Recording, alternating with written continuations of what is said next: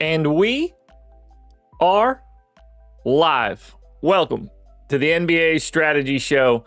It is Tuesday, November 18th. I am Josh Engleman, and I am here to break down 6 basketball games.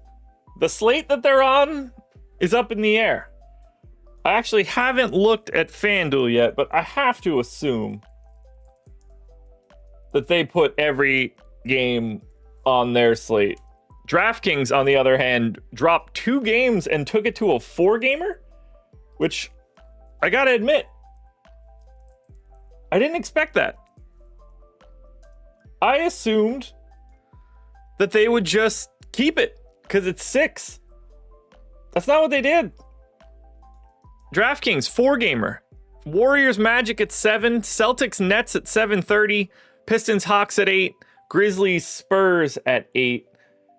And then we get Jazz Lakers 10:30, Suns Blazers 11 o'clock. No. None of that's fun, right? None of that's fun. I wish they would have put the games on the slate. I know I complain about it a lot, but you can't cut it down to 4. 4 is too much. Would have been a lot funnier if they made it 5, but that's neither here nor there.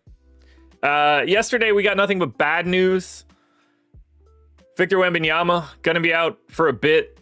Giannis left early. He's probably going to miss like 2 weeks at least. And we still don't know. Obviously, we already know that Paolo Banchero is out right now. I mean, every team that I'm looking at on this screen. Banchero, Tatum, Cam Thomas, I guess, but not really the same thing. Trae Young. We don't know if we're going to get Cade tonight. Ja, Wemby. Utah doesn't matter. Lakers healthy and LeBron back, I guess. Suns don't matter. Portland doesn't matter. But, you know, that's a lot of names, man. That's a bummer. It's just a bummer. Anyway, basketball's fun. I got some things right yesterday. I got some things very wrong. I actually didn't have any Giannis yesterday. By the time I got to lock. Had a ton of Donovan Mitchell. That worked out. Had a ton of Jalen Duren. That worked out. Had a ton of Dennis Jenkins. That worked out. Evan Mobley didn't. That sure didn't work out. No, it didn't. Good morning, everybody. Let's bounce through these games. And let's see how we feel by the time we get through them. Shall we? As always, please hit the like button as you start to listen to this one. Helps out a ton. Plenty of links in the description of this video that will help you out in whatever you're looking for. Sports betting, pick'em, DFS. We've got everything you're looking for. Data, sims. It's all here for you guys. It's all here. Yeah, I don't think it's a pace problem. It's just, we're reaching the outer limits of the human body. These guys know how to maximize their bodies to peak on a basketball court. But to do that, you're also putting yourself in bad situations. You've never had to cover more ground on the floor. You've never had to change direction faster or slower to a degree, depending on how your play style, but that's not what I mean. You know what I mean? It's just, basketball is played so differently now. It is unrecognizably different from an athleticism perspective. And that's creating more injuries to like fast twitch muscles. I don't think there's a fix.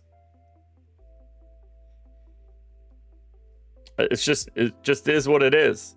Like, think about, for anybody that like played or just like, understands any like old drills. If you think about like slide drills and side to sides and like, doing corner to corner cone type stuff, that's like what you do now even though it was getting taught back in the day, but you did it like generically.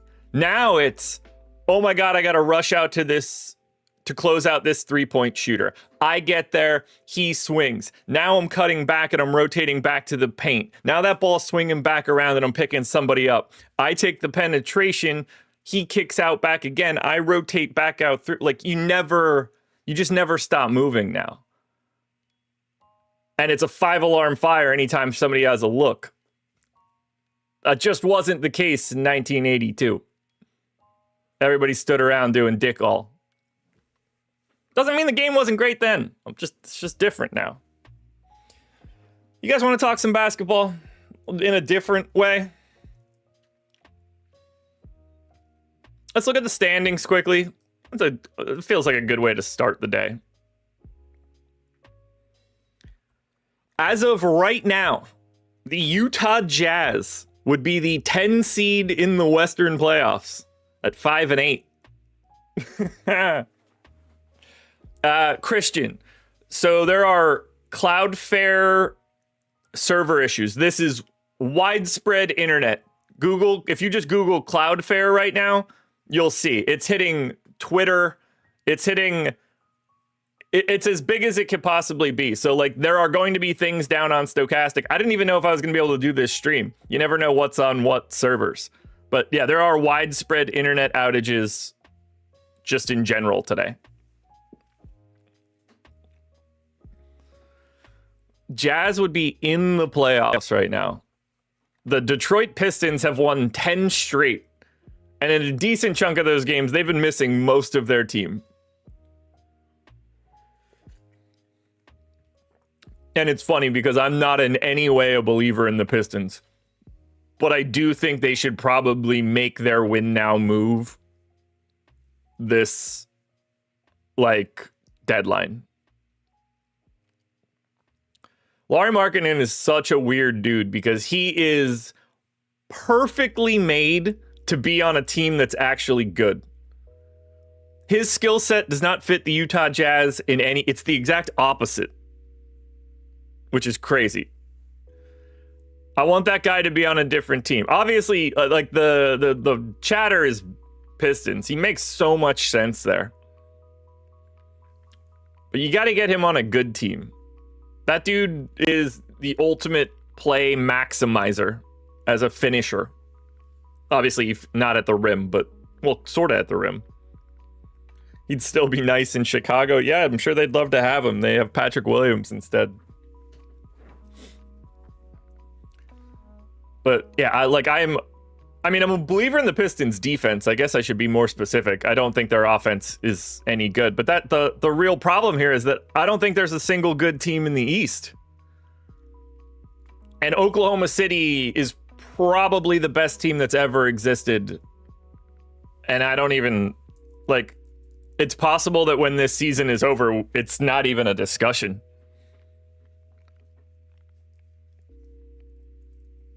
I don't say that to be hyperbolic either. Right now, their defensive rating is 103.5. That's 6.2 points per 100 possession better than second. Keep in mind, all 15 of those games happened without their second best player, partially without their third best player, and certainly missing countless others.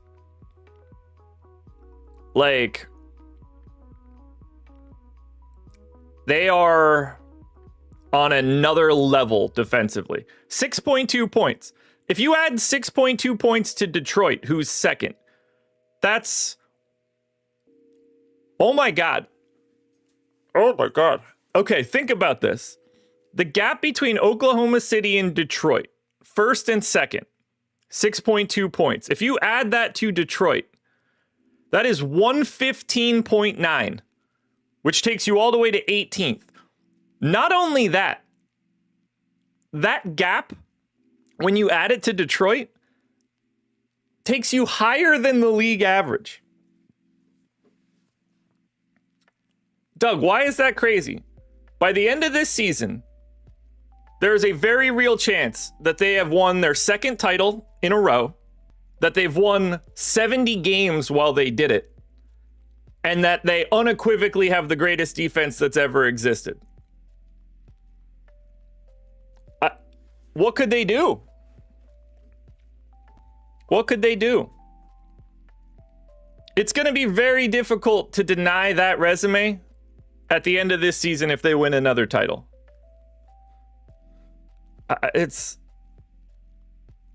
They are suffocating teams. Suffocating them. See, we can't do conversations like this. You can't just 95, 96 Bulls would smash OKC. We can't do this. We can't do this. Yeah, Muhammad. Oh, not only do they have draft picks, but if the season ended right now, they'd have the 9th best odds at the number 1 pick. And the 10th best odds at the number 1 pick. If the season ended right now, they'd have 2 bullets in the lottery. They'd have like the 6th best odds at the number 1 pick.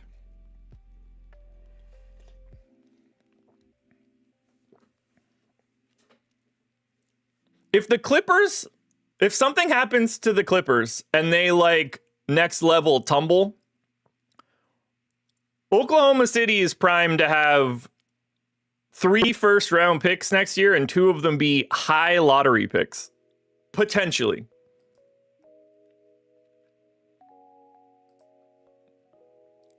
They get the Clippers pick no matter what. They just get that. They get the Jazz pick with some sort of top 4 protection. But realistically, they could get like 1st and 9th or 10th next year, while still bringing in Thomas Sorber, who's out. We still haven't seen Nikola Topic yet. Good luck to you, sir. These guys are set, man. They're so set. Look, anything can happen. They could just as easily not win. It's like a coin flip against the field. But by the time the season's over, if they do, we're having a real discussion about what this team is long term. Because it's not like we're not going to look at, if they win the title this year, it's not like we're not looking at next year thinking, holy shit, how is anyone going to be, like, they're already the favorites for next year's title. I love basketball so much. All right, let's get into the slate. We have 6 games in 2 hours to do whatever we want. So I wanted to have some fun.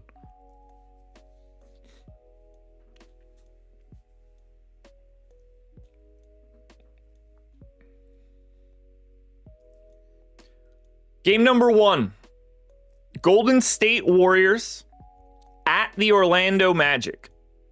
Golden State is on the front end of a back-to-back. It's Magic today. It's Heat tomorrow. Warriors last played Sunday, beat the Pelicans like everybody else does. I want to talk about one thing here. I haven't looked at this yet, so if anybody has alternative information, just tell me. My hypothesis is that Al Horford plays today against Orlando and sits against Miami. Because the Miami game will be really fast-paced, and Orlando will be really slow. And I think they'd just rather play Al Horford in a game that fits Al Horford better. I don't know. That's just in my mind, that makes sense.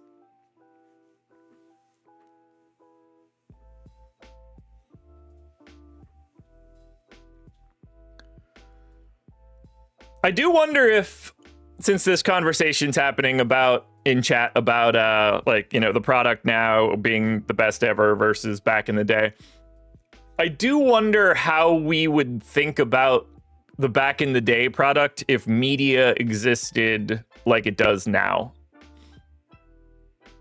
Like, all of our narratives of people would be so different. The way that people look at Michael Jordan would be a completely different story right now if all of social media existed through that run. It'd be nuts.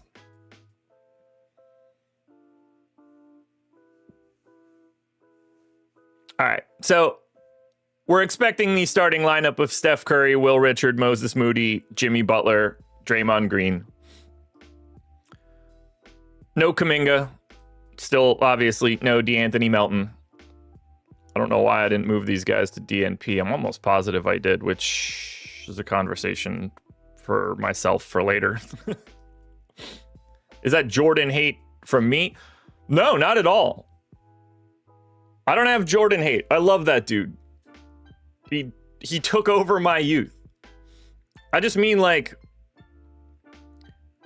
everything is so reactive and so fast now. I mean, the media was all over Michael Jordan until he won the first title. Multiply that by 1 billion now. I mean, think about it.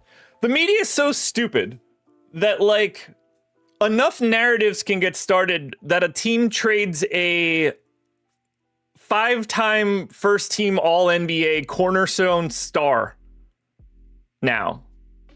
Like, that's just... it's crazy. When you multiply it by 1 million, weird shit starts happening. People don't like reading Twitter and everybody tells you you're like a bad GM. And then you got to go do something about it.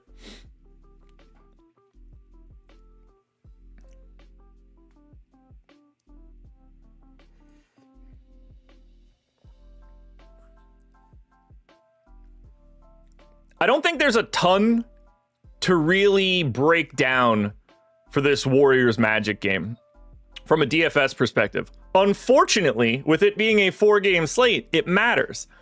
But 223 total. We know Warriors and Magic are definitely more like smart, defensive, tactical teams. And I think that's going to bear out in the projections. So right now, I have this rotate. I did 2 rotations to start the day, and then, we'll work through the final 2. But, like, these guys aren't really messing around right now, especially with Kuminga out. No one else is really sort of popping up in the rotation as of late. So I've got Steph for 33, Butler for 33, Moody and Draymond both for 30, and then I got Will Richard in for 21.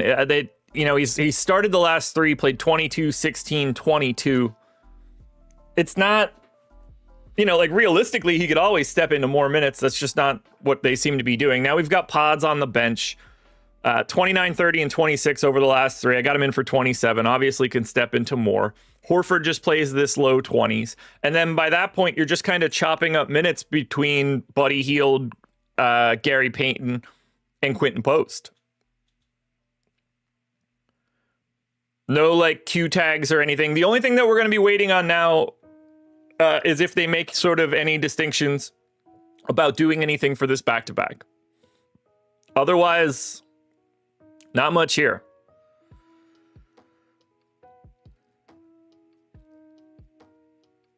We'll take a look at the projections and stuff in a second because I have them for this.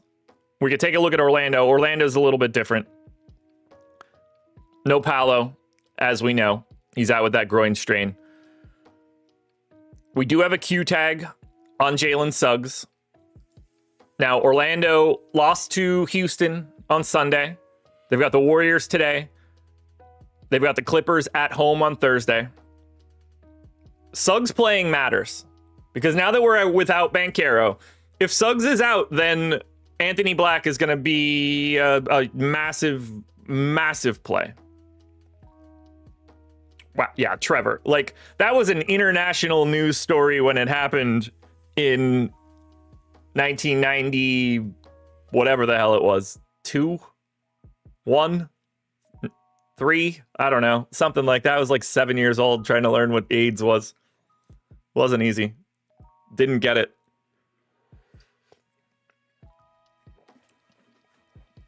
But yeah, social media Twitter would have broke.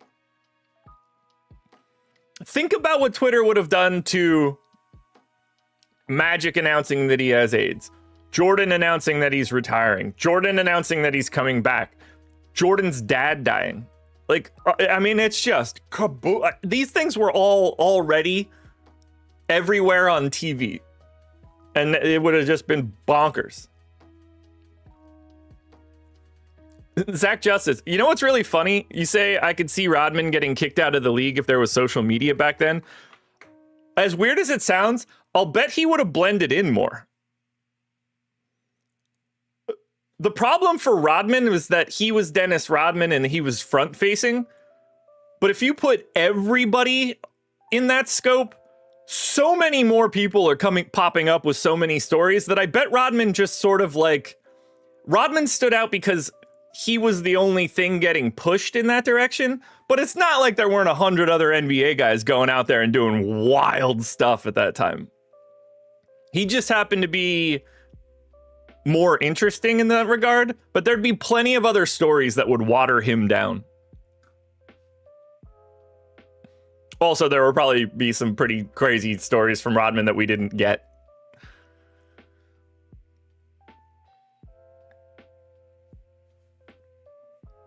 All right, back to the Magic.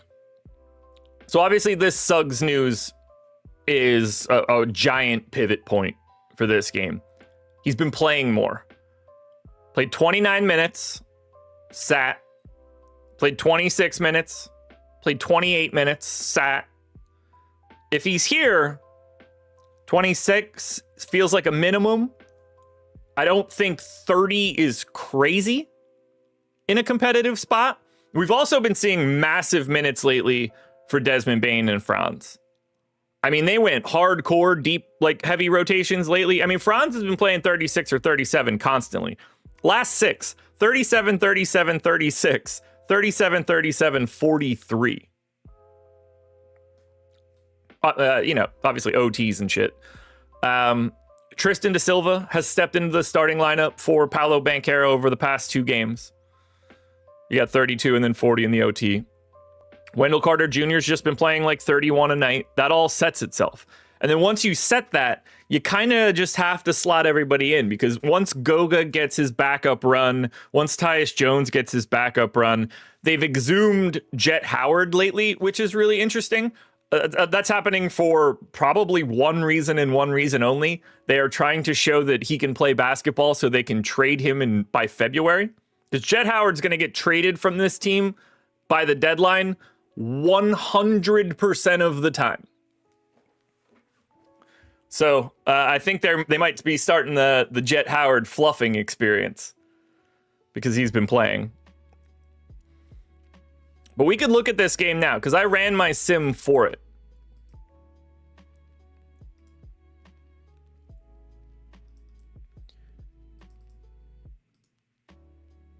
I think Wendell Carter Jr. looks pretty darn good.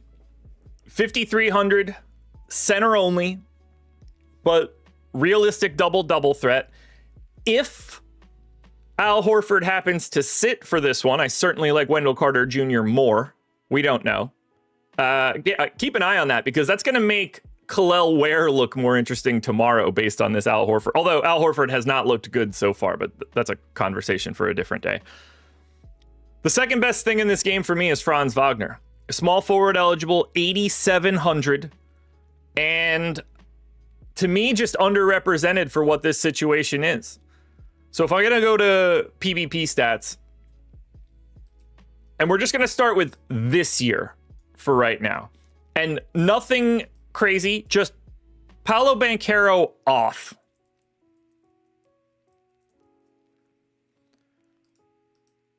Paolo Banchero off this season. We have 234 minutes of Franz Wagner. Trey, yes. 31% usage rate for Franz Wagner. He's shooting 18 and a quarter twos and 9 threes per 100 possessions. He's the guy I want the most here because he takes the biggest jump. Whatever we think Bane is going to do, or whatever we think Suggs is going to do, Franz definitely does it. So that's a guy that I have my interest in. I think Goga Bitadze is just interesting because it's a 4-game slate. If I'm going to a center in this game, it's coming from Orlando. I think there's some stupid value on somebody like Gary Payton on a day like today. We're going to have weird paydowns. But I like Franz way more than I like Bane. And I like these guys way more than I like the Golden State side, whether that's Steph or whether that's Jimmy. I don't find those guys to be all that appealing. Christopher, it is a showcase game, but not in that way. So they didn't pick up his rookie option. Is that his third year, fourth year? Whatever, doesn't matter. They didn't pick up his rookie option. So, and I believe they're like $1 million over the tax line or maybe an apron line. And if because that's the case, they're going to get Jet Howard offloaded to someone later. Wouldn't be surprised if you see unless they find a good deal that loops him in, you're going to see a Jet Howard was traded to X for cash deal in January or February by default. Because by trading him, they'll save more money than they pay him.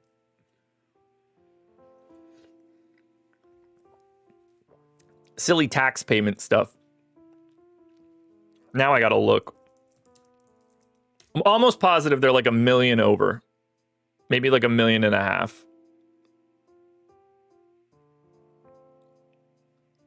I'm not logged in, apparently.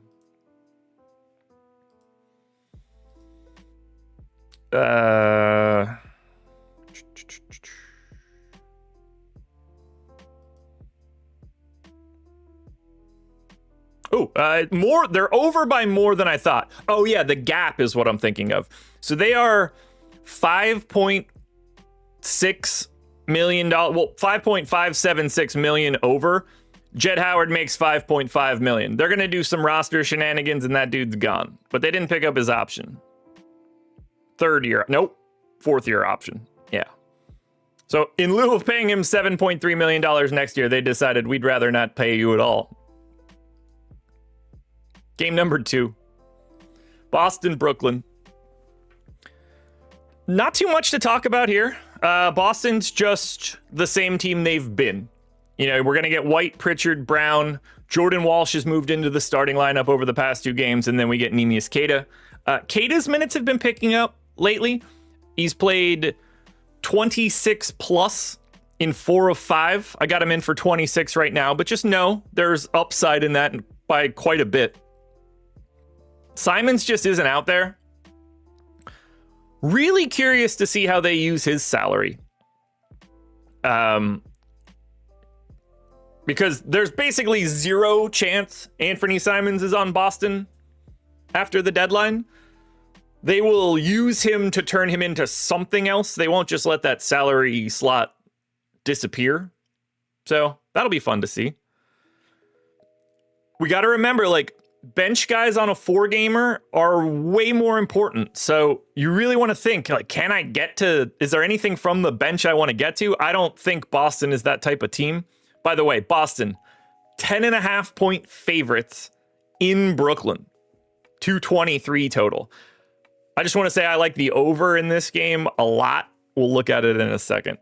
I might actually make a same game parlay for this game while we're on here.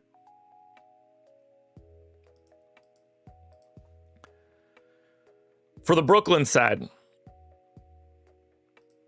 I love this. Michael Porter Jr. has been going crazy lately, and I've been trying to play him, but he seems to go crazy a lot on days that I don't play. And if I have a shit ton of him tonight, I know he's going to be awful. I just know it. Anyway, still no Cam Thomas, Ben Suraf, or Haywood Highsmith for Brooklyn. We're looking at a starting lineup of the Igor Demon, Terrence Mann, Michael Porter Jr., Noah Clowney, and Nick Claxton. We did get really preposterous Zaire Williams minutes the past 2 games. He played 30 last time out and 36 the game before that. I do not know what to make of that. I can't give him that many, but he has played 28 plus in 3 of the last 4. But I got him in for 26. He's a guy to keep an eye on. You know, you've got your classic Day'Ron Sharpe bench minutes. Drake Powell has become like the 9th guy in this rotation. He has sort of usurped, I guess, technically Jalen Wilson, because Jalen Wilson has not been playing as of late. But this is a proper beating game, as most are when you're scheduled to play Brooklyn. But as we look at it, again, add Day'Ron Sharpe to the Goga Batadze bucket. We're going to have these backup centers today that are just going to have a little bit more interest than they normally do. Add Luka Garza to the bucket of pay down 3K centers for value. Although I don't think we're going to need any of them. The Memphis San Antonio game will likely explain that. Send Simons back to Portland as part of a trade to get Time Lord back to Boston. One, I don't think Portland wants him. Two, I don't think Boston wants Time Lord. I think that's a trade no one wants.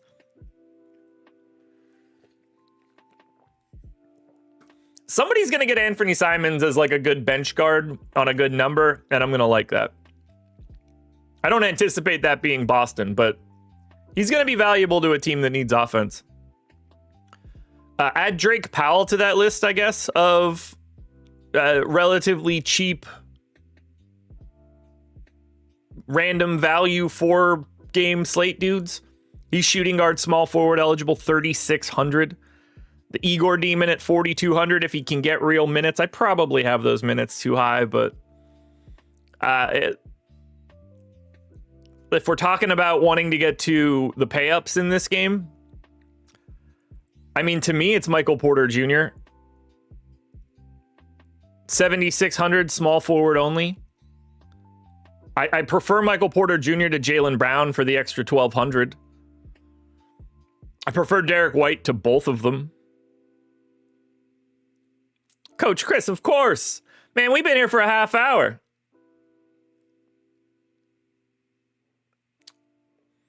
Jay Nevy, they already have Jaden Ivey, who they're not going to probably pay. It'll probably be easier for them to keep Jaden Ivey and his restricted rights than for him to end up in Detroit.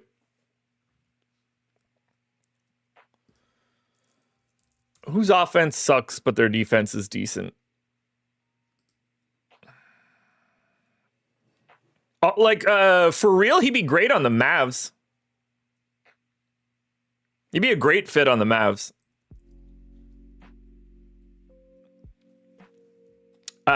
If the Benedict Mathurin experience ends in Indiana, I think Simons would be like really interesting as a bench guard that like takes over for anything Mathurin did, plus like the fact that TJ McConnell's getting old.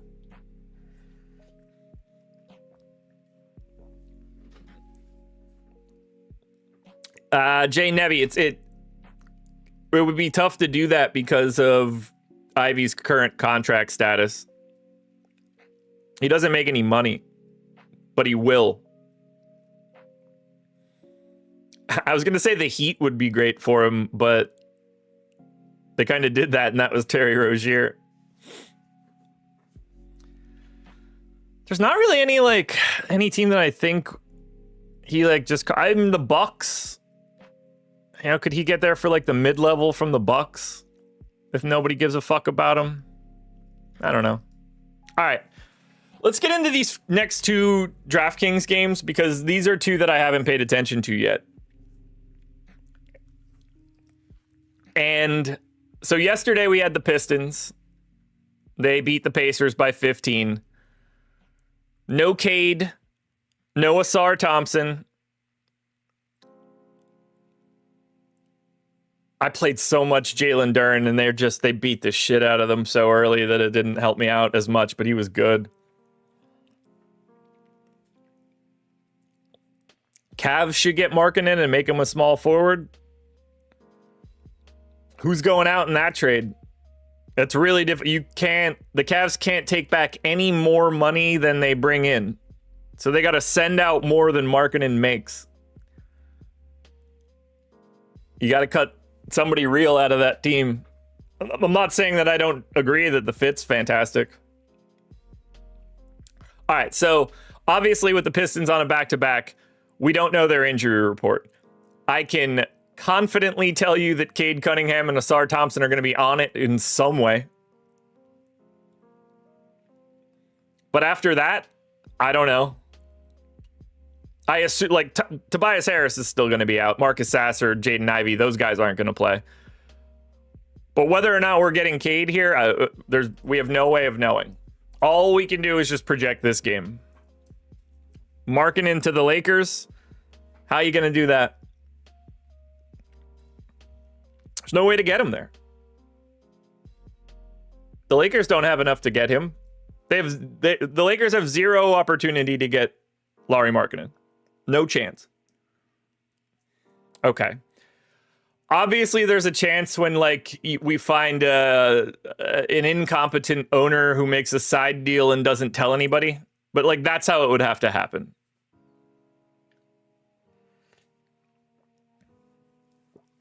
Danny Ainge wants Bronny. Yeah.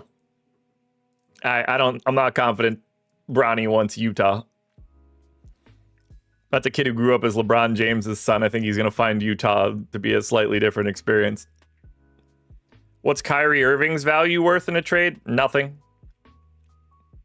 Realistically. Do I have these salary caps memorized? Yeah, kind of. Kind of do.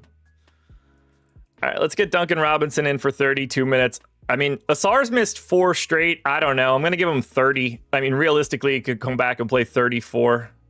Or he could just not play today as well. I agree. No one thought Luka was going to the Mavs. But I'm not counting hypothetical trades that are the worst trades ever to get Markkanen into the Lakers. Send LeBron to the Jazz, bring Markkanen. Yeah, I'm going to go ahead and assume that LeBron says nah to that one. Could be wrong, though. Beef Stew playing 20 minutes. I didn't look at these rotations from yesterday, but I reckon we should.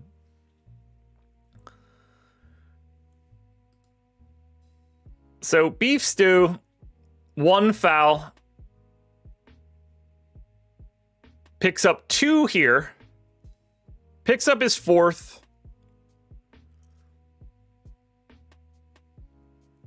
All right, so was he going to close the second quarter? Probably, right?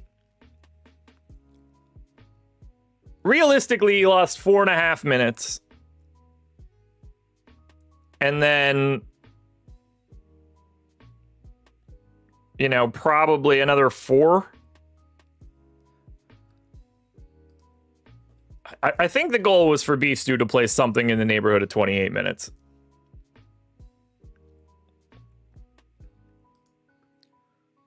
That seems to make the most sense to me. And then, you know, Jalen Duren just plays like 32 or 33 a night. By the way, Pistons right now favored by 1.5 in Atlanta. Just want to put that out there. Okay, so if we've got these guys back, let's get the rest of this rotation done. Karis LeVert's just going to go in for his 21 minutes or whatever the hell he typically plays. Ron Holland is going to go in for 25 minutes. That takes us to 2:05, so we have 2:35 left. We got 13 minutes out of Paul Reed, but he was, for the most part, only direct backing up Duren. It doesn't seem like Paul Reed had anything to do with Beef Stew's foul trouble, which is important to note. Trevor, I mean, Lauri Markkanen would be the perfect fit around Jokic. There's not too many guys that would be better than him. I mean, what? Like, it'd be like having Michael Porter Jr., who was fucking incredible for the Nuggets.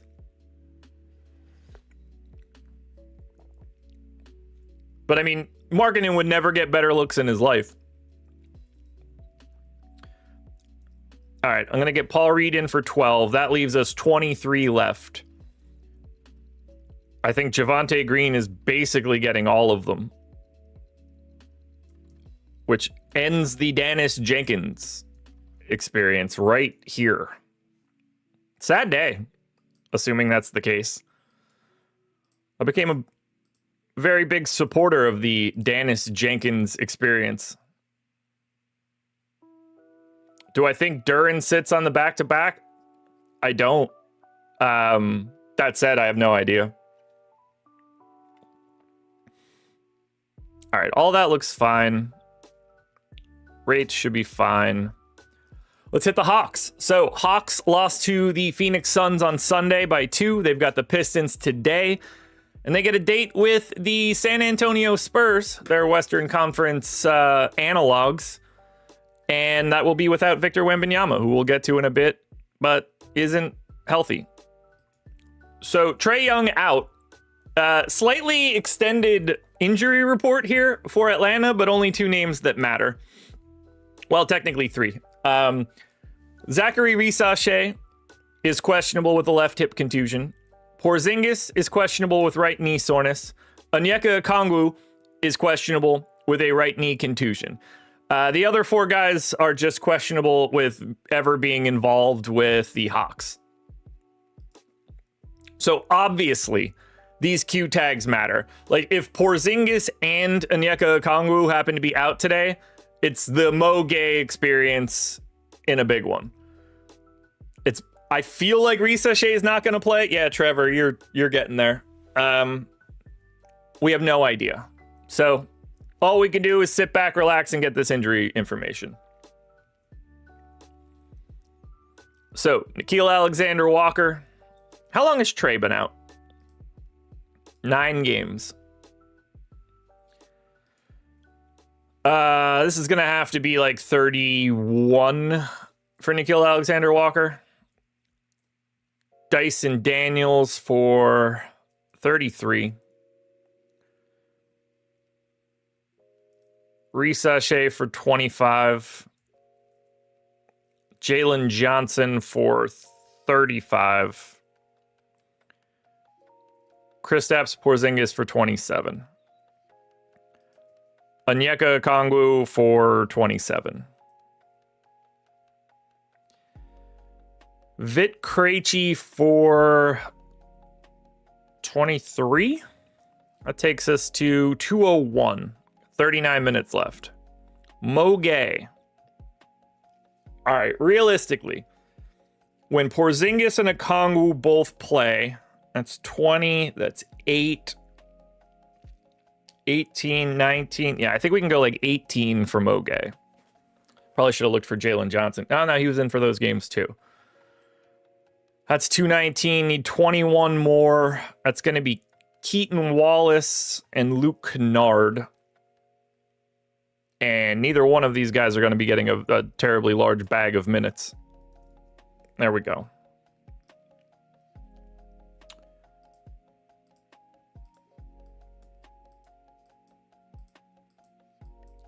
Yeah, Christopher, I wasn't thinking because it's the morning, but I read that RIP French vanilla line and immediately thought that like Starbucks or Dunkin' Donuts got rid of some sort of coffee flavor.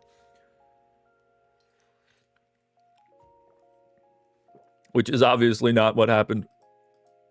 All right, let's take a peek at Atlanta rates because these guys have had a pretty big sample now this season with no Trae Young around. And I reckon we should take a look at those games. So, in the 9 games that Trae Young has not played, 7-2. 14% usage rate for Dyson Daniels. 24 for Jalen Johnson. 21 for Okongwu and Rissache.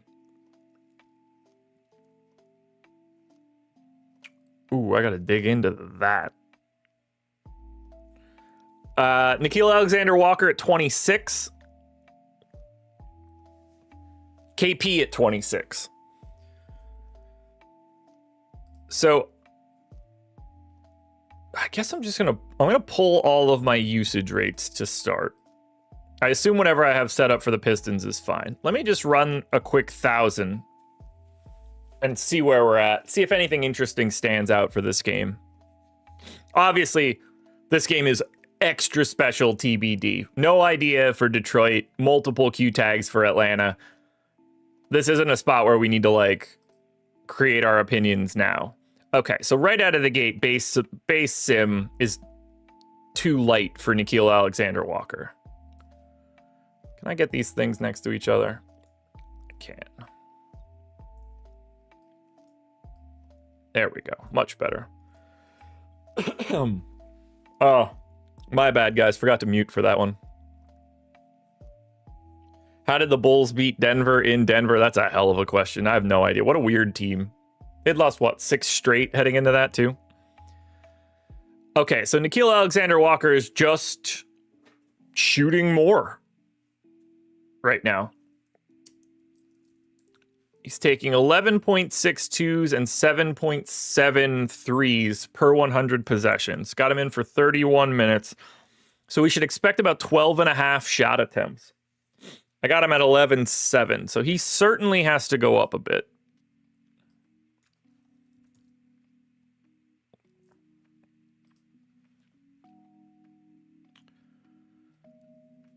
And then we really need to focus on Jalen Johnson. So 24.5% usage rate. Assist rate for Jalen Johnson in the 9 games without Trey has been 10 per 100 possessions. He's typically a 6.5 guy. It was a very, very startling change. Dyson Daniels' assist rate has been up quite a bit with Trey gone.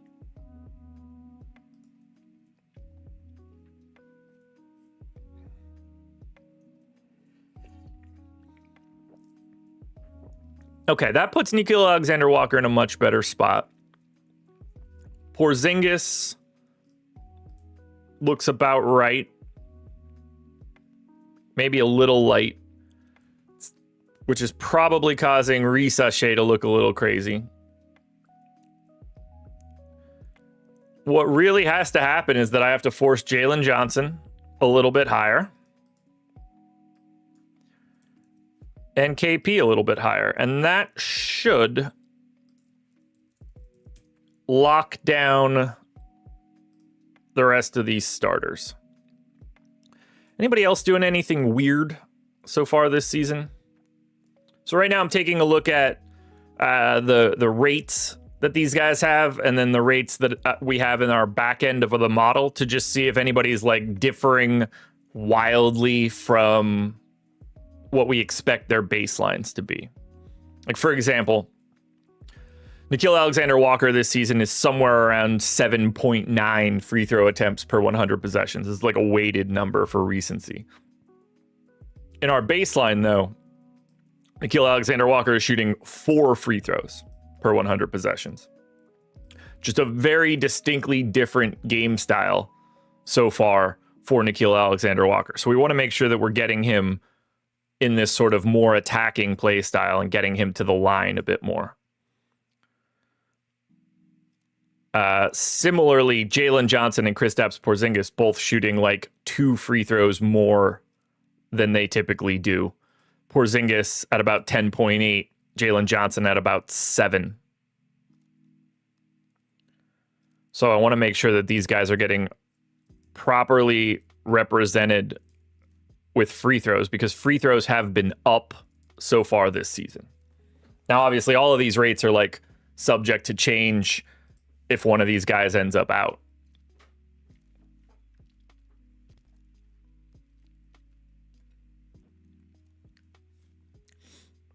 So this should look pretty darn good. And I think it does. It is pretty massively underselling the points projections on Nickeil Alexander-Walker and Kristaps Porzingis, likely because of maybe Risashe. No, Risashe is a 21.5% usage guy here. I don't mind this at all. I do reckon that I'm a slightly bigger believer in maybe the opposite side of this game. From a rebounding perspective, Jalen Johnson's been defensive rebounding a bit more. KP has been defensive rebounding a bit less. I have both of those factored in. I'm fine with those Atlanta projections. Now, Detroit is going to be like a real wild card guess here. I feel pretty good about Cade, maybe a little high. Undoubtedly underrepresenting Jalen Duren. That's going to be because of last night. Once Cade wasn't playing, I needed to make adjustments for Duren. So let's look at Detroit in games where Cade played, Duren played, and let's just take Tobias Harris off the floor.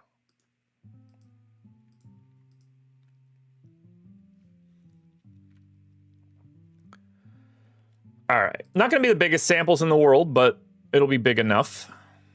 That's what she said. Cade with a 34.5% usage rate in that time. He's taking 23.2 twos, 8.9 threes. I got him in for 36 minutes. So we're looking for about 24 shot attempts. We got him at 22 and change. I mean, realistically, I might even be low on Cade right now. Might be Team Cade today, now that I'm looking at it. But I got to tweak a couple usage rates first. But I think I'm liking Cade if he's playing. Duren at a 21% usage rate in this scenario. I got to go ahead and lock him in. So who's not shooting nearly as much? Duncan Robinson for sure. Beef Stew is shooting more than normal. Asar will come out in the wash, it seems.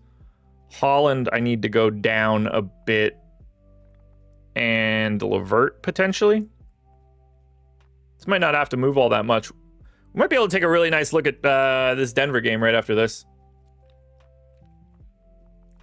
Because assuming I lock Duren in right now, I think we're going to be okay. I've already made adjustments to Cade's assist rate and free throw rates. Got him at 21.6 shot attempts. What did I say that last one was? 24. Ooh. I might have to take a peek at Cade.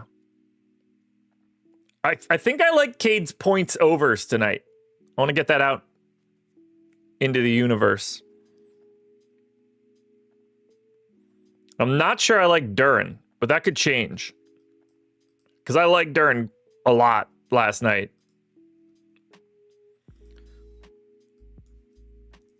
All right, let's run that. Let's look at what this game looks like right now. On the off chance that everybody ends up in, which, you know, probably doesn't happen.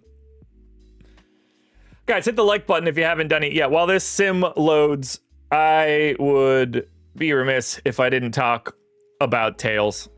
And we're going to take a peek at Tails shortly when we finish up this DraftKings slate. If you're looking for sports betting picks, parlays, pick'em cards, DFS conversations, because I got some DFS stuff to show you guys too. Just be on Tails. It's all there for you. You don't have to pay anything. You could download the app. You could be on the free picks feed. There's free picks posted constantly from people you know, maybe people you're looking to know. You can subscribe to individuals if you want to. That's up to you. And we're adding new features every day. And everything that our guys are working on in the back, it's because people want it. And we're trying to get you guys like the stuff that you guys want the most. So if you can, download Tails, download the app. And if you do download the app, this is the most helpful thing you could do. Leave us a review. I know it's probably annoying. I get it. But if you could do it, it's going to take a minute out of your day to leave that review, and it will help us way more than that minute cost you. That I'm confident in. If you're a fan of ours, give us a little bit of a helper.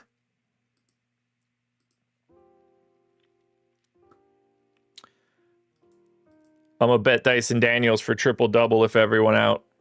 60-1 on FanDuel. Travis, on the off chance that you're going to do that, see if you can synthetically build that triple-double better than that. There's a decent chance you'll find if you piecemeal that together, you'll get better than 60-1.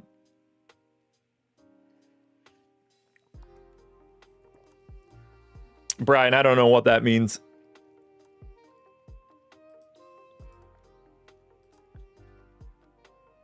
All right, let's look at Detroit and Atlanta. If everybody is in,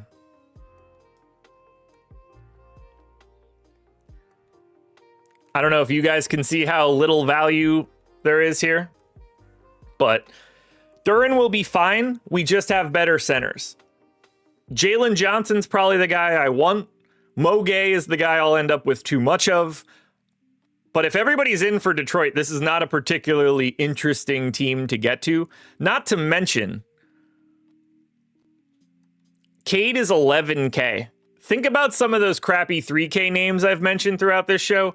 Cade is going to be very difficult to roster today. Am I under projecting him right now? Probably by a little bit. That doesn't change the equation here. There's only 2 9K guys. Tough slate. Now you got me wanting to look at this one, Travis. Can I pull this stuff up? That's not what you guys want.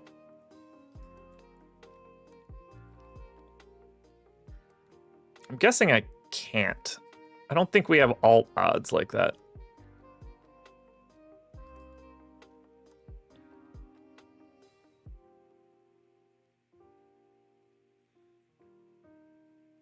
Let's just, if I pull up FanDuel Sportsbook, I don't ever go here, so let's see if we could do this.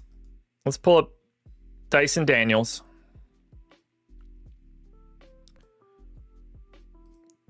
Daniels 10 plus rebounds plus 900. Daniels plus 10 assists plus 870. So just the rebounds and assist leg, you can get to 54. What does points add? There you go. 10 plus points, 10 plus rebounds, 10 plus assists as a same game parlay is 63. And, you know, realistically, if you want to take some chances on something like that, you can make the points one be 15. Like, obviously that starts to get scary. But if you really wanted to make it wild, those extra couple points will take you to 116. If you, like, really wanted to sweat it.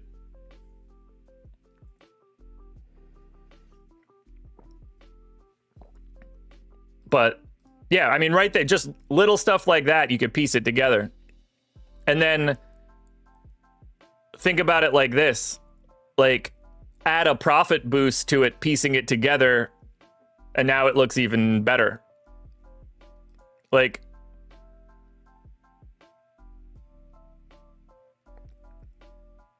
$30% profit boost token, assuming you can use that on a same game parlay, you could 3-piece that together and then use the profit boost for the same game.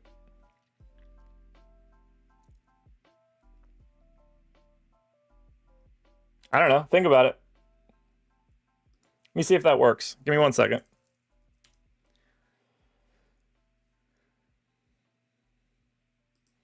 We can walk through that.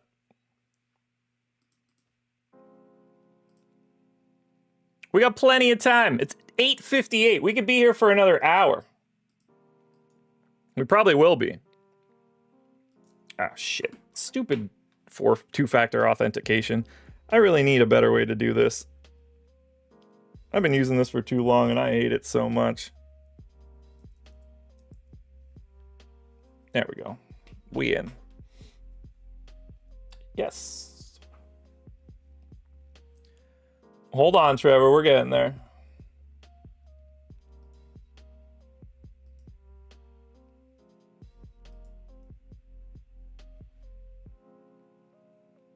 Okay. I should be able to do that. Perfect. Okay. I wanted to be able to... Oh, I'm not going to be able to verify my location. That's annoying. Well, either way, that 30% boost would have looked pretty cool. Best I could do. But yeah, piece them together like that. You can usually find a better line. But ultimately, what we were just talking about is Detroit and Atlanta. Not that great of a game today. But now we got to talk about Memphis and San Antonio. And this one's probably a game that we're going to have to spend some time on.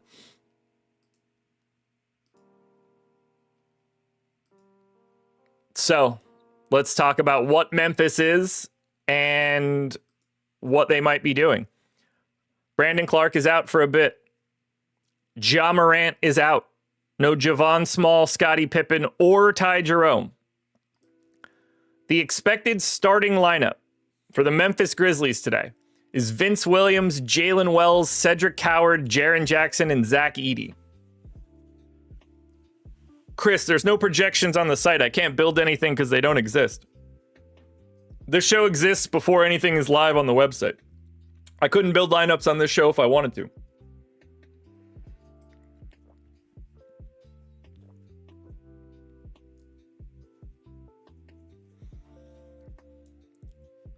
So yeah, this is the new Grizzlies experience. So we got Zach Edey back on Saturday in their loss to Cleveland. Yeah, Chris, no. I wouldn't even know where to do that or how to do that.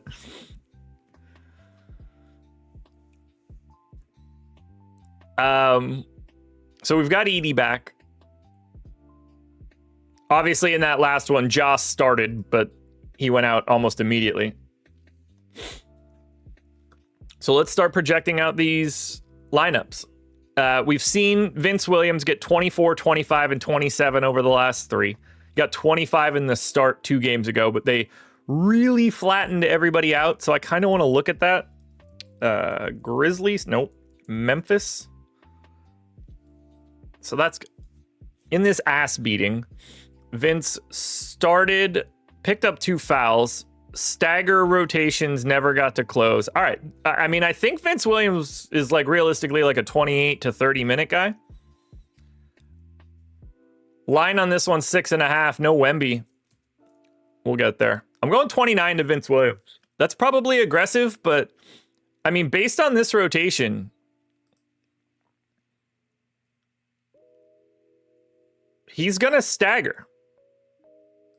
Speaking of, since I know he is going to stagger, let's get Vince Williams set up for the 3 rotations.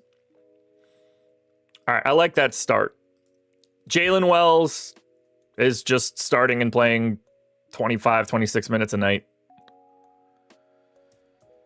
Cedric Coward finally got a start, played 25, definitely lost minutes. This feels like a 30 to me. Triple J to 30. Zach Edey to 25. Cam Spencer to 20. KCP 22. Santi Aldama 25. We should be pretty close now. Yeah, 206. All right, so Landale played 19. I think that's probably more likely than not now moving forward. So I'm going to go 19. Leaves us 15, but that's not what I'm going to give Conchar. We'll give him 10. And then 3 and 2. I don't know who Jemai Mashak is, but apparently he is in my model now. I guess, did they sign him in the past couple days? Seems like they did. Looks like they don't play Coward more than 25 lately. I don't think you're looking at it right.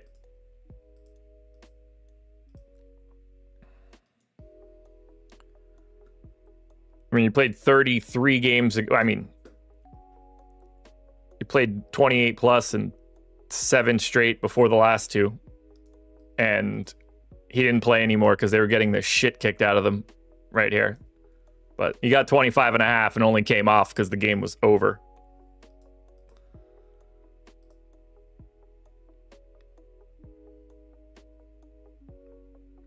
And they were getting steamrolled. Or they were steamrolling. And I think they were just trying to catch those waves without him in that last one. But closed. So that will be Memphis. I'll deal with rates in a second. Now we got to talk about San Antonio. This one's sad. No Wemby. No Dylan Harper. No Stephon Castle. Castle out. Harper out. Wemby out. So it should come as no surprise that this one is going to look pretty insane. given all of that news. Expected starting lineup: Fox, Vassell, Champagny, Barnes, Cornette. That is a basketball team.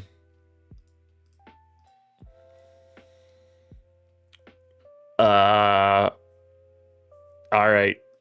Let's try to figure this one out, because I don't have a clue what this is going to look like when everything comes out. So De'Aaron Fox is just playing massive minutes, and now he gets to run every bit of this show. I'm putting him in for 35. Vassell's been playing massive minutes. I'm putting him in for 33. Now that all of these guys out, I mean, it feels like Champagny's playing at least 29 or 30.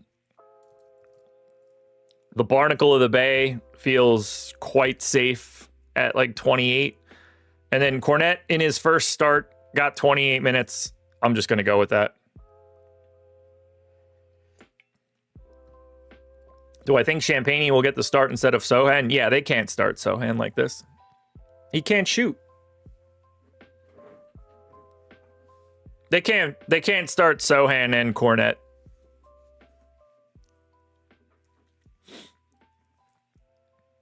I'd be very, very, very, very, very surprised if they did that without making an additional move. All right, Keldon Johnson, 23. Sochan,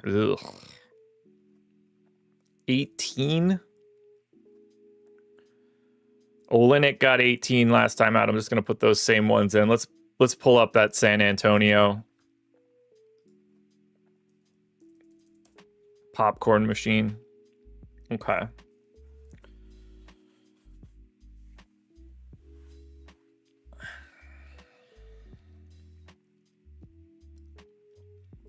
Very standard rotation for Cornette. Staggered, actually, in the second half. That's interesting. So Cornette's on 3. Did anybody else stagger?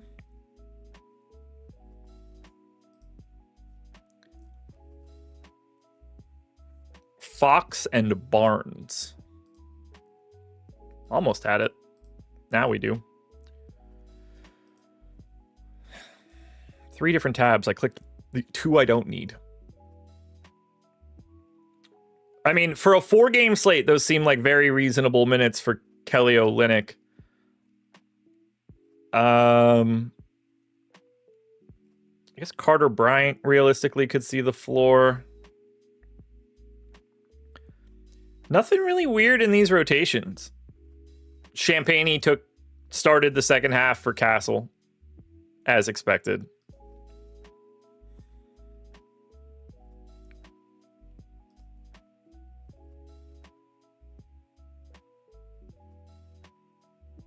All right. Carter Bryant maintains some rotation. Oh, man, I still have so many minutes left. Wait. Yeah, I got to pay attention to this second half. I mean, Champagny was ripe to play a ton. He played that giant rotation, and then they closed with Keldon.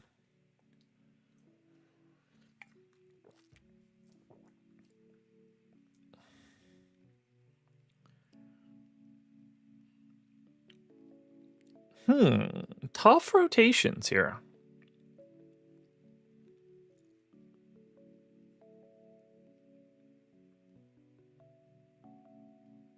I don't want to move. I guess I could take Sochan up to 20, but we're still 17 short.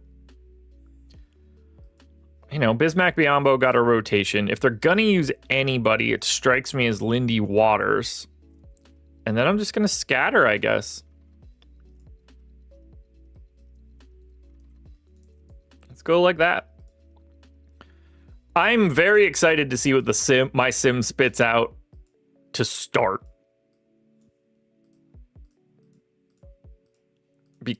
Because, like, I don't know what to predict for it. Let's just take a look. What do we get on the first draft? Oh, EMAC in the house. What up? Mr. Mac.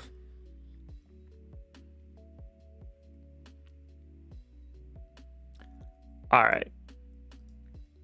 on the San Antonio side.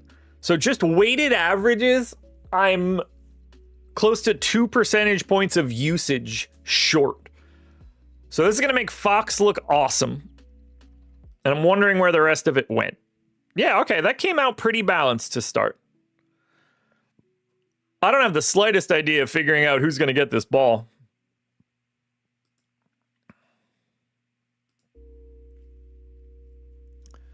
How could we do this? All right. Just taking Wemby off to start. This is just going to, it's going to be Castle with 39% usage or something. Yeah, 31% usage to Castle. I got to think about how I could piece this together. So this year, last year, Wemby off. Chris Paul, I don't give a shit if he's on.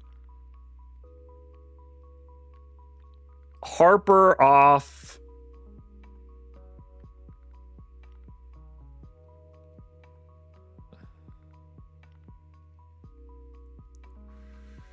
Castle off. Where does that leave us?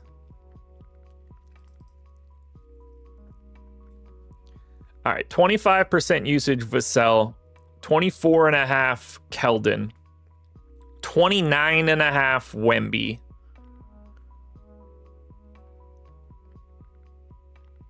All right, so it seems like I need to make sure Vassell and Keldon Johnson are the outlier usage guys otherwise. So let's get Vassell to 24.5, Keldon Johnson to 24.5, and then let's run that again. Fox should still climb naturally into like the 28 and change range. And then this should force Vassell and Keldon Johnson to steal from everybody else.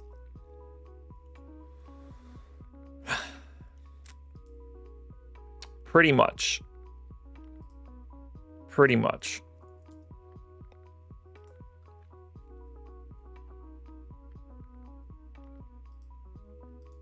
I hate that these guys are hurt, man. Wouldn't this game be so much cooler if Ja Morant and Wemby were both healthy, and then Ja was like, you know what? I'm going to try to dunk on Wemby. How much more fun would that be? Instead, it's like, you know, who's an idiot on the Grizzlies? John Conchar is going to try to dunk on Kelly Olynyk. It just doesn't sing the same. All right, I'm very happy with those rate adjustments. That is a very pessimistic projection on the Barnacle of the Bay, but I don't have a ton of regrets. I am okay with that. It's probably going to make me like Keldon Johnson way too much, but I'll deal with that later. Fine with that side. What's the Grizzlies side look like? I don't hate this either. We got Jaren to 30% usage. I'm okay with every bit of this. Let's see what this game looks like. This would be the final game of the day on the main slate. Well, technically they both lock at the same time. Vince Williams, assuming he's starting at point guard for the Grizzlies. He's small forward, power forward eligible on DraftKings. Let's just maintain that information for a sec. Kelly Olynyk, 3,800. Add him to the list of Goga, of Day'Ron Sharp. Paul Reed's probably too expensive now. Mo Gay. Fox looks all right. Keldon Johnson, to me, is probably going to be a guy that shows up a lot. Let's find out, shall we? I don't know how well this is going to work. I haven't tested this yet. I think my contenders should build here. And we should be able to look at my top 10 plays to start the day. I don't know what this is going to look like yet, though, because I haven't really dialed anything in. Okay. Maybe we do like De'Aaron Fox. Fox, top of the list. Jaylen Brown, Derek White, MPJ, Aldama, Vince Williams, Franz, Jalen Johnson, Jalen Duren, Desmond Bane. I mean, that seems like a list of fun names.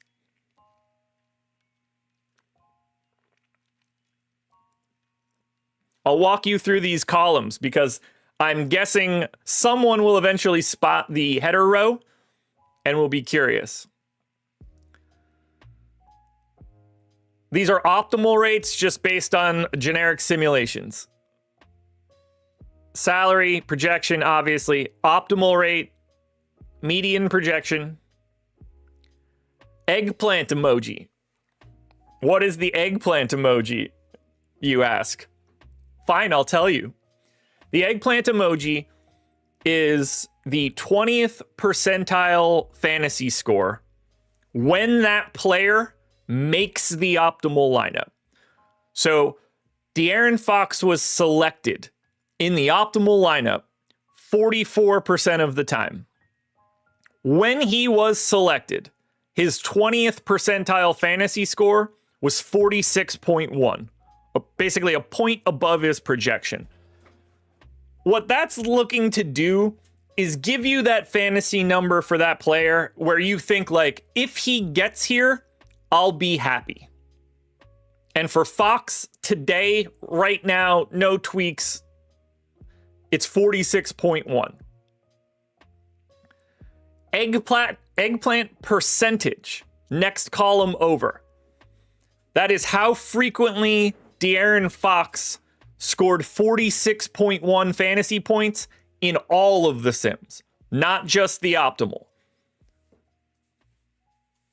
So he gets to 46.1 40% of the time, slightly less frequently than he's optimal. Whereas Bane, 21.7% optimal, 25% eggplant percentage. His eggplant is 41. So you need a bit more out of Bane,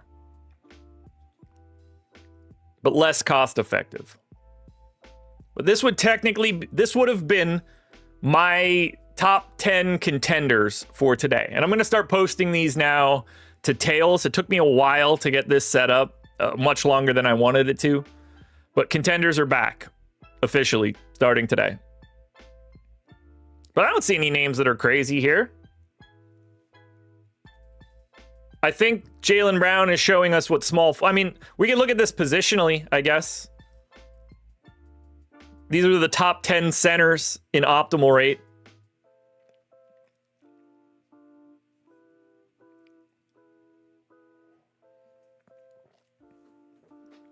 Not surprised to see Santi Aldama there, given that power forward eligibility. But Duren, Clax, Wendell Carter Jr. But here's this 3K pack. Olynyk, Sharp, Goga, Luka Garza. Gross. Jalen Duren has the highest percentage of hitting his eggplant at 25%. Essentially, eggplant percentage is like my weird way of calculating a boom percentage. It's not how often are they in the optimal, it's just like how often were they good. And as the numbers get higher, they get closer to the projection. Like, you see Jalen Duren, 39 projection, 47 eggplant. But then if you go down to these 3K guys, you know, the gap is like, for Wendell Carter Jr., the gap's 10 points. All right, let's look at point guard. Fox at the top of the eggplant list. Derek White, Cade, Peyton Pritchard, Igor Demon, but I likely have him overprojected. Curry, Dyson Daniels, Gary Payton, Anthony Simons, Tyrese Martin. That's what this slate ends up looking like. This is what is next level gross.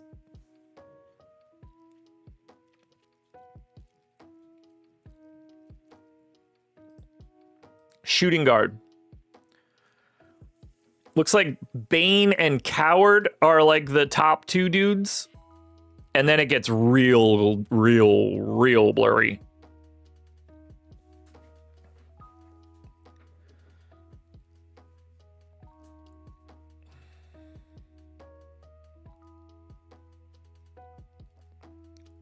What do we do at shooting guard? I mean, like, realistically, this is flat. Pritchard, Champagny, Simons, Drake Powell, Terrence Mann, Gary Payton. Yo, shooting guard is death today.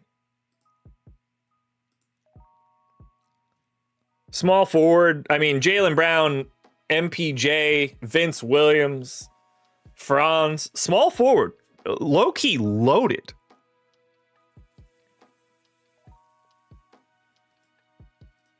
And then power forward.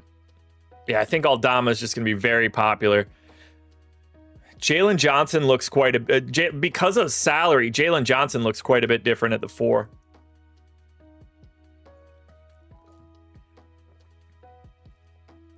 Interesting. But yeah, so I'm going to start putting these graphics out on Tails. So, as I was talking about Tails before, this stuff's going to start going up on Tails every single day now that I have it built out. And I know a lot of people are looking for this kind of stuff. Show you guys some of the other things we'll be able to look at throughout this show as we start to move forward.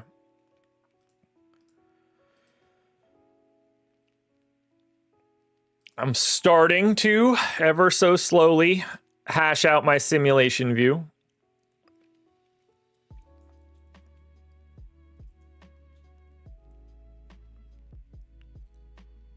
But leaning towards an over here in this Memphis-San Antonio game. Not surprised. The defense for San Antonio is going to take a hit with no Castle, no Wemby. Trevor, there's no way that's right.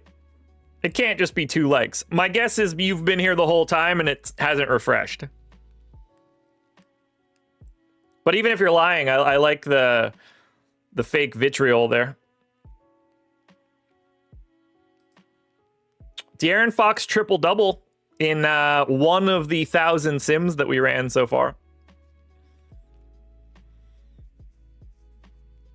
Harrison Barnes rebound prop to the over. Oh, speaking of props, let's take a look at what's going on over on Portfolio EV. Do we have any bets that stand out for this morning? Let's take an NBA peek. Desmond Bane under 4.5 assists at ProfitX. Massive EV here. See how I feel about Desmond Bane under 4.5 assists. I guess I have it in front of me right now. Nope. I don't have it in front of me right now because Desmond Bane is not on the Grizzlies anymore. Oh, I've got King of the Court back. Is that today? It is, right? Confirm that for me, chat. Is King of the Court on DraftKings today? Today's Tuesday. That's usually that, right? Where's Desmond Bane? Where's Orlando's last sim? Here we go.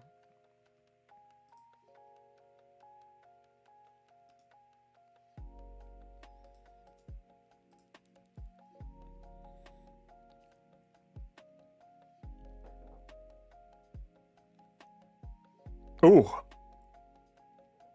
I call it a pass. But there just might be too much value on it. Yeah, plus... Oh, it's gone. Never mind. Doesn't matter. Ah, it dropped now. Got it. All right, here's one that's sitting on DraftKings. Under 11.5 points for Zach Edey is even money right now.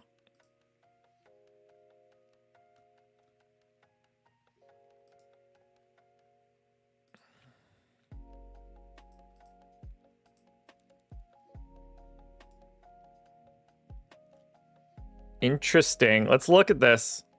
So Zach Edey points 11.5, even money.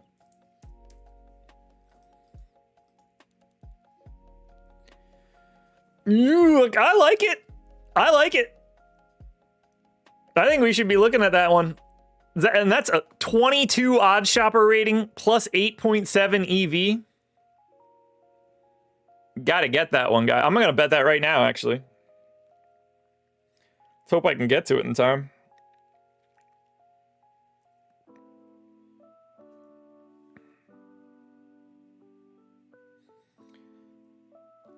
Hurry, Josh.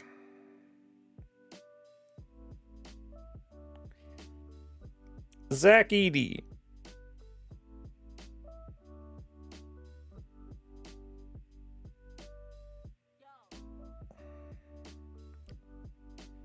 Points over under. Under 11.5. Even money.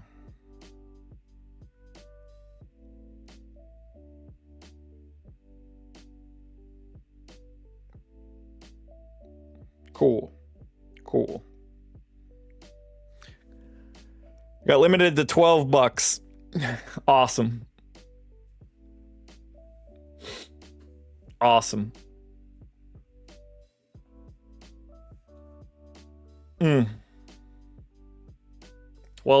12 bones. 12 bones. Gotta love it. Great bet, though.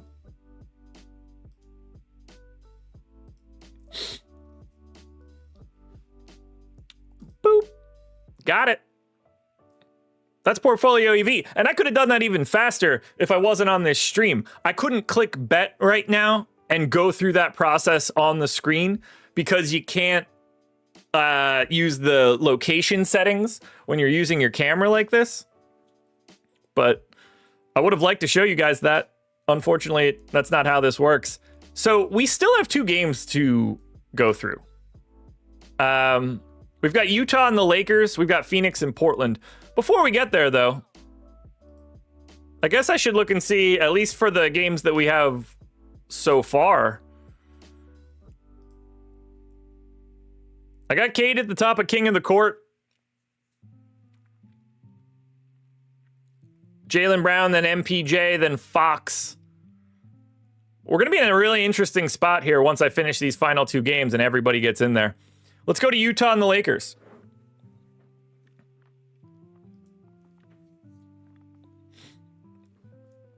So Utah, 12.5 point dogs. 238 total. Utah coming off of Sunday's 150 to 147 win over the Bulls. And Utah gets the Thunder on Friday in the NBA Cup. On the Utah side, no new news. Same injury stuff as normal, but Q-tag Kyle Anderson, Q-tag Kyle Filipowski, Q-tag Taylor Hendricks. Sorry. Tyler Hendricks. Who the fuck is that? All right. So let's handle these minutes. Keontae George just plays a ton. I think 34 makes sense. Should realistically be probably 35 or 36. Svi Mykhailiuk, 27 feels about right. What happened to Ace Bailey on Sunday?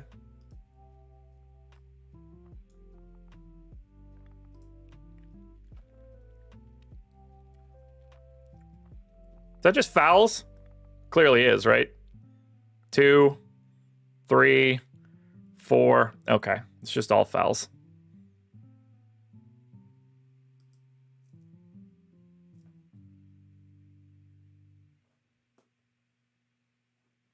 There we go. All right, so 3 starts. I mean, realistically, they're trying to play him a ton. We'll go 29. We'll go 28. We'll be safe. Marking into 36. Marking into 35. Nurk to 28. Filipowski to 20.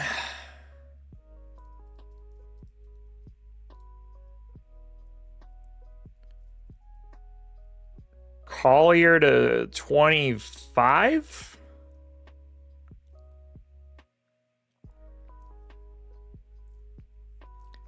16 for Taylor Hendricks.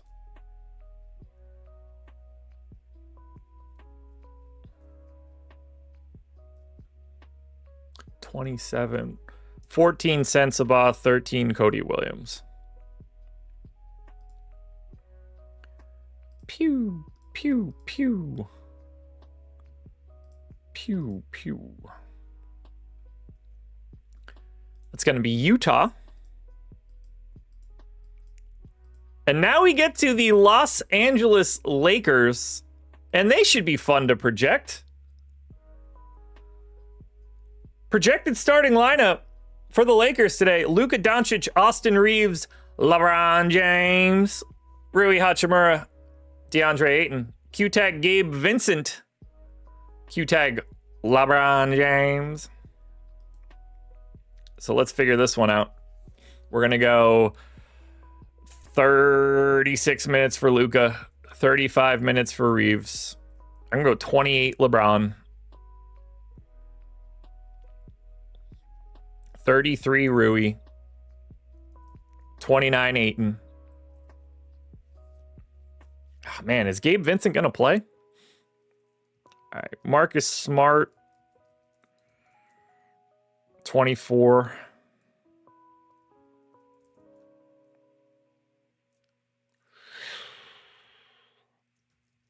Jackson Hayes probably maintains. I'm going to assume Gabe Vincent is playing, but minimally. 29 minutes left. Most of that has to go to Laravia.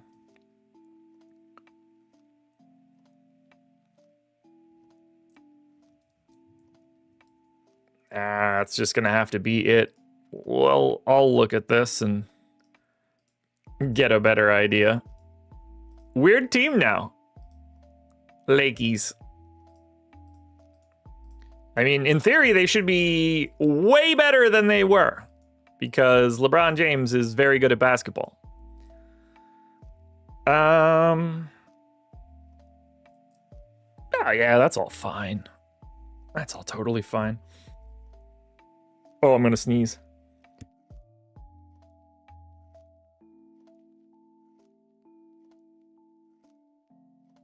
Whew. Sid, you can't. All right, let's check it out. I'm going to let the rates just solve themselves. I'm going to let the Utah rates just solve themselves. And we can take a quick peek. Trevor, I couldn't even tell you what the lines are, but I doubt I do. I don't know. I mean, I don't know how much he's playing. I have no idea. I don't have a take on that.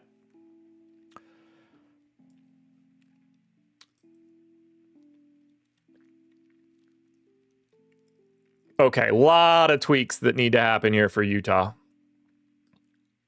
So let's go ahead and start that journey. Let's just do Utah, Walker Kessler off.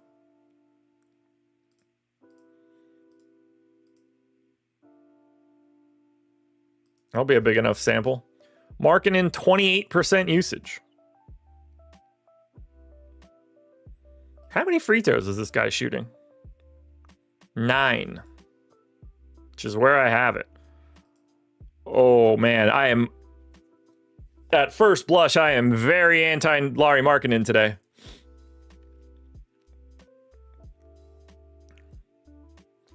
All right. Keontae George usage needs to go way up.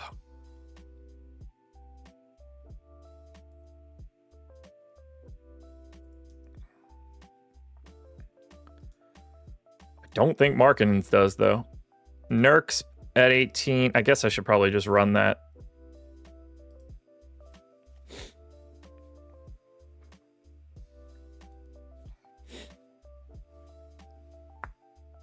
Oh. 9:34. Hell of a stream today, folks. Hit that like button if you haven't done it yet. All right, that's better, I guess, but... Is there anybody not using possessions? Svi Mikhailuk. Gotcha, brother. Let's go ahead and nerf that. All right. I'm going to say that that's good for Utah at this moment. We could look at the Lakers quickly. Yeah, that... We're going to have to do some real surgery here.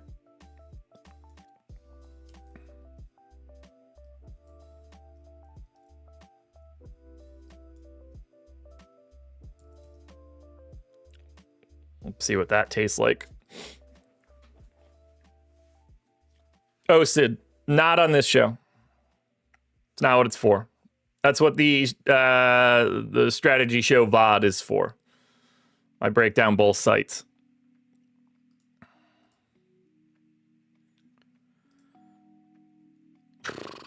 Sheesh.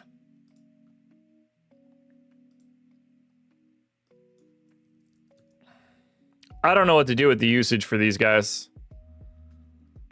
All this is doing is just causing me to get very minimal amounts of Luka Doncic and likely way too much of Marcus Smart.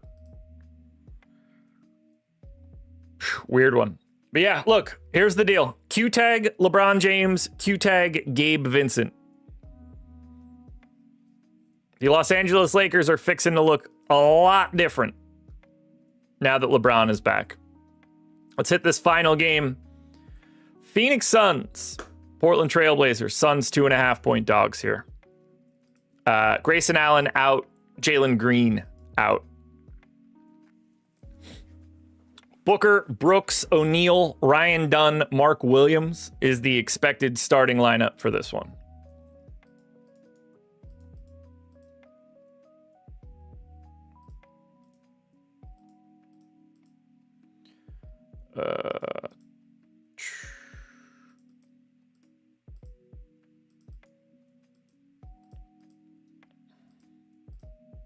There we go.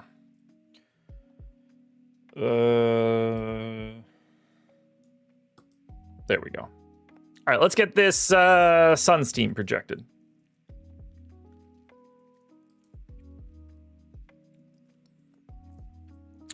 Trevor, no, they don't. As like a team, they do. From DFS wise, there's zero benefit. LeBron being back makes both of those guys worse. All right, gotta be 36 for Book. Gotta be 30 for Dylan Brooks. That might be light. 28 O'Neal. 25 Dunn. 27 Mark Williams. 22 Jordan Goodwin. 14 Iguodaro. 13 Nick Richards. Sheesh. 24 to Gillespie. 16 Isaiah Livers.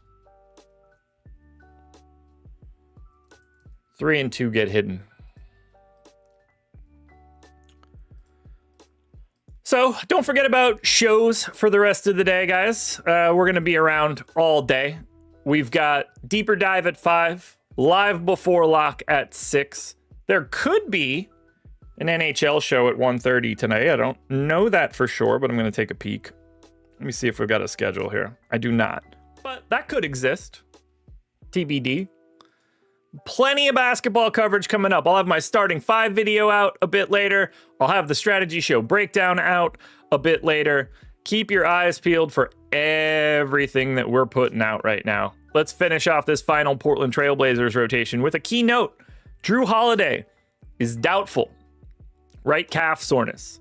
Not expected to see Drew Holiday today. Expected starting lineup: Shaedon Sharpe, Toumani Camara, Jeremy Grant, Denny Avdia, and Donovan Clingan.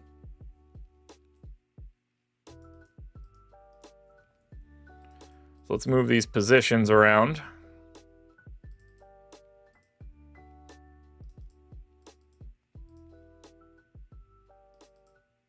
Perfect. All right, let's project this Portland team.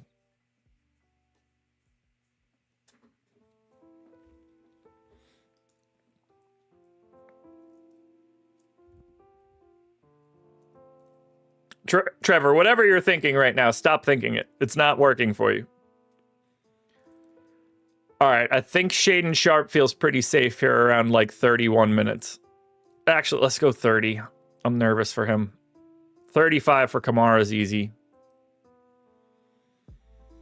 I mean, 32 for Grant at a minimum. 35 for Denny.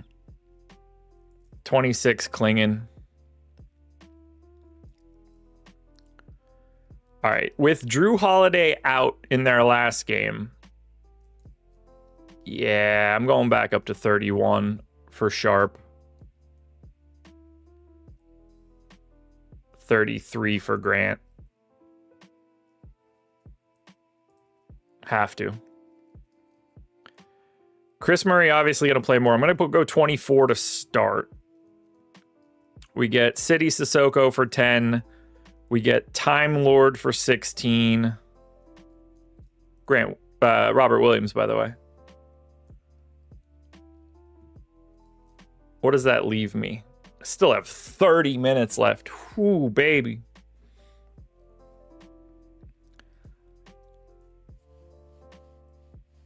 All right, 32 to Sharp, 36 Kamara, 34 Grant, 36 Avdia, 26 Chris Murray. Caleb Love gets 8. Ryan Rupert gets 6. That's still 10 short. They played such big, 39, 41, 39, and 39 last time out. Clearly can't project them like that. So 12, 10, 8, 4. Done. That's Portland. Weird team without Drew here. Oh, that's not what I meant to do. Yang Hansen. Didn't mean to put you there, brother. Put you in the wrong group. There we go. Let's just do a quick rando sim.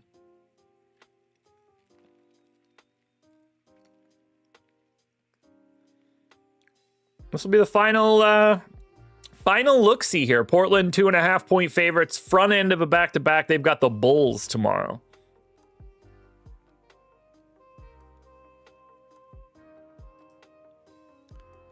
Trevor, I have no idea why you want the ball to be in LeBron James's hands less, but I don't think that's the best utilization of LeBron James.